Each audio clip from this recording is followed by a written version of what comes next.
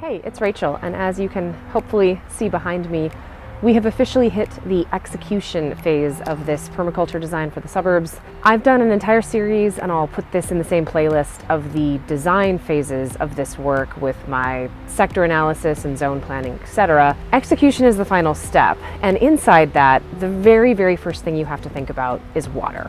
When you have a garden of this size, hand watering it every day is simply not an option. And I sat down and I worked through the math of how much irrigation do I need. I started by looking at what I'm growing across the growing season, and I took out my planner where I show what I'm doing week by week. I have a total of 10 beds, but they are not all actively growing at the same time. So when I looked at it across the growing year, I counted up how many beds in any given month were planted, and I used that to calculate the square inches of growing area month by month. That's this line graph here. What's important to note, though, is there's a difference between the garden area that's planted and the garden area that's growing, and that difference is your Persephone period. I do grow through the winter some crops, and from roughly mid-November until mid-February, my daylight drops to less than 10 hours a day. That's the Persephone period. And during that time, there's really no active growth, which means I really don't need to provide much water to the garden at all, and the needs effectively drop to zero. If I adjust that line here and then overlay the temperature, the important thing here is I'm looking at the average temperatures every month. You want to use your averages. You can pull this from Weather Underground or other sources. And what you really want to pay attention to are the months where the average temperature goes above 60 degrees Fahrenheit. The water you need, generally speaking, during the growing season is 1 inch per week. For every 10 degrees Fahrenheit that your average is above 60, you need to add half an inch of water. So basically that 1 inch a week is assuming a 60 degree Fahrenheit temperature. When it gets warmer, you need more water.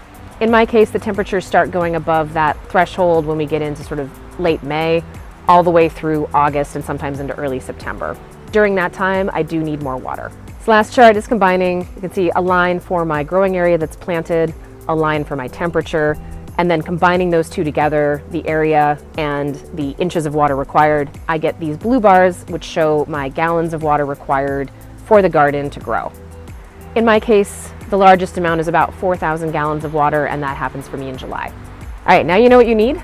Subtract your precipitation. I have another chart here. Again, I just pulled historic weather averages, and you can see the inches of rain in dark blue and the inches of snow in that kind of light blue-gray. On average, I get every month. You got to convert this to equivalent kind of inches of precipitation. Snow is much less dense than rain, and consequently, it's roughly 10 inches of snow equates to 1 inch of rain. The other thing I factored in here is that the snow essentially is unavailable, right? In my case, it's building up through the winter. It's just sitting there. It's not available to anything in the ground. And it really isn't until the spring when it starts to melt off, when all of that precipitation essentially is released into the garden. So you can see my turquoise line here that there's really very little precipitation kind of trickling into the soil through those winter months. But by the time I hit March, it really starts to melt off. And March through April, I get a big surge of precipitation melting into the garden and saturating the soil. Step 3, figure out your gap. How much do you need? How much is coming from precipitation? And what's the difference? In my case, the good news is that I'm getting roughly 28,000 gallons of precipitation coming down on the garden in the course of a year. And I only need 21,000 gallons in total for what I want to grow over that same year. The bad news is that when I go to the height of my growing season, so think May, June, July, August, my needs exceed the precipitation that's showing up at that point in the year, and I have a roughly 3,000 gallon gap. Now I could just say that's my irrigation, I need 3,000 gallons and size a system for that much. But there's a fourth step, and this is where I get kind of permaculture on you. Here is thinking about the account balance of water in your soil. If you think of your soil like a bank account, in my case, the available precipitation exceeds the amount that I need for my plants from November really all the way up until almost May, at which point there's an inflection and it starts to flip the other direction where my needs exceed the supply of precipitation. You can think of that first period like it's a bank account and you're making deposits every month. Then when it flips and I now need more than the precipitation can provide, it's like I'm making withdrawals out of that same bank account. Those deposits build up over time, and you can see this dashed black line here showing that balance climbing month over month over month. And then I hit that inflection point and it starts to go back down. Important point, you're not going to keep 100% of this water, right? Gravity is a thing, it is going to leach down. If you have sandy soil especially, you'll lose a lot of it that way. If you're in a really hot climate with a lot of wind, you'll get evaporation and loss that way. I don't have a great way of exactly calculating that because I do have high organic content in my soil. That's a ton of compost back there. And then my native soil mixed with it is high in clay. It does retain water well. Generally speaking, this isn't an arid climate.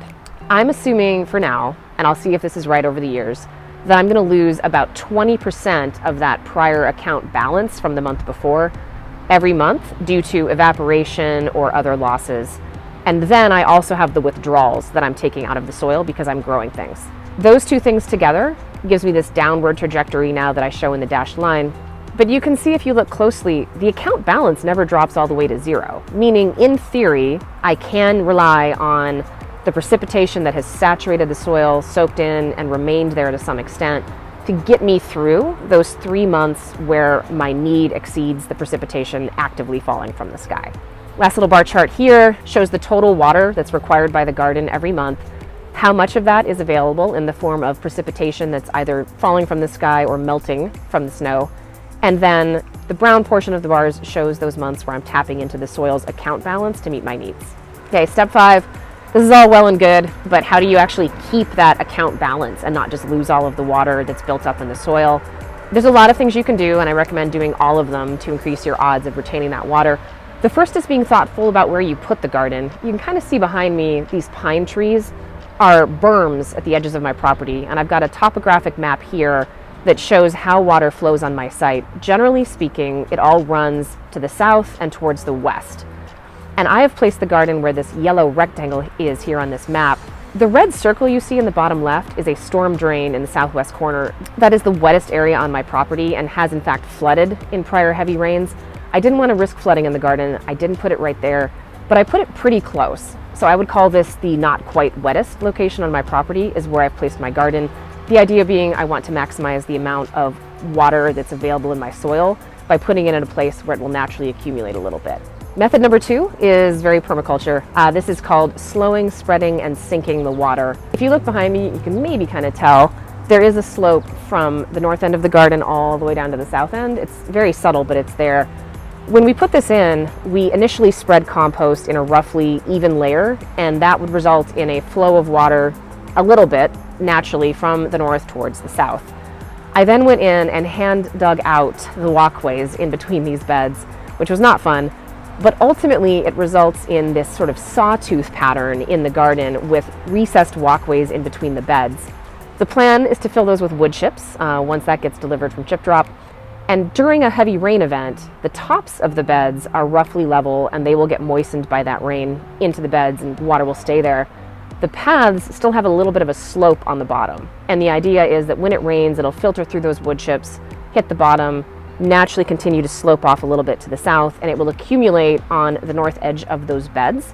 Over time, this creates what's called a water lens, and the water will slowly spread through the soil moving towards the south and saturating the beds in kind of that lower level while the rain that fell directly from above is saturating the top level.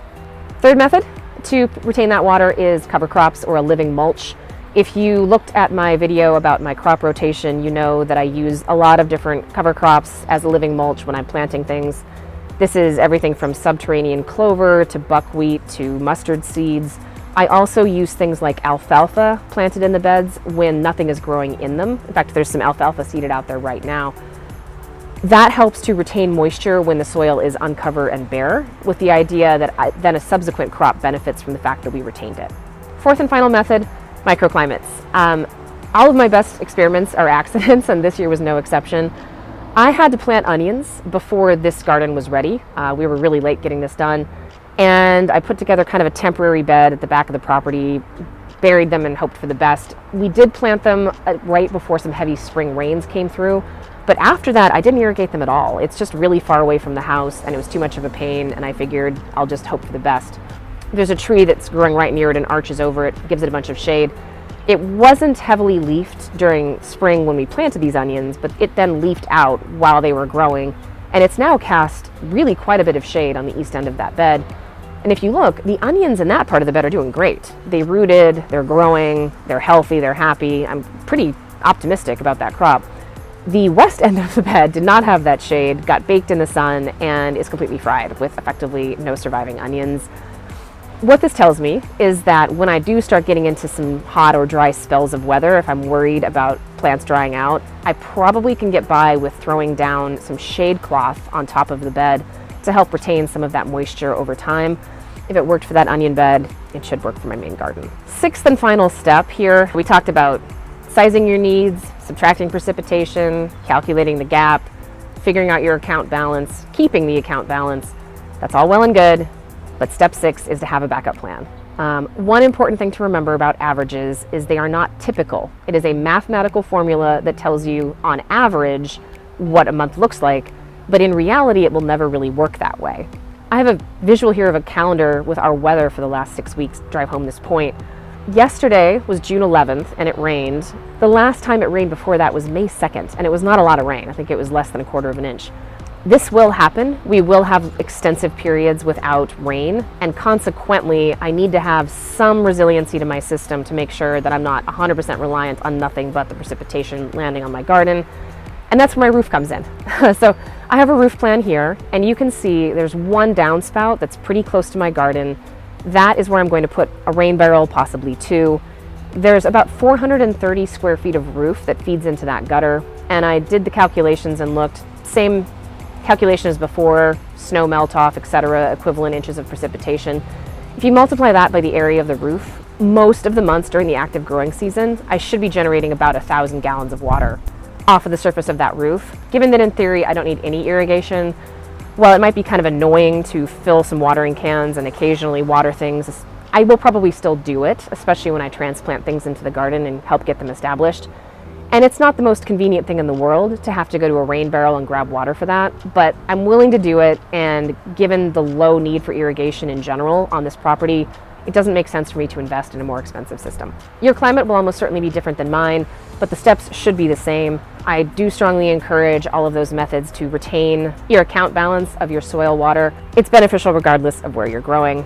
I will adjust this as I need to going forward. If it turns out that I'm losing much more per month than I expected, or our climate is shifting to a more arid environment, I might have to bolster this or figure out something else. But for now, I feel pretty good about this approach to the garden. I hope that was helpful. I hope you guys are having a good growing season. I hope your gardens are further along than mine. I will keep updating this as we progress and get it done. I think my next one will actually be on the structure of these garden beds and why we've done it the way we've done it, including how I'm going to work a little bit of supplemental watering in to make it easier for me when I do have to lug that water over from the rain barrels. Until next time, I hope that was helpful. Thanks.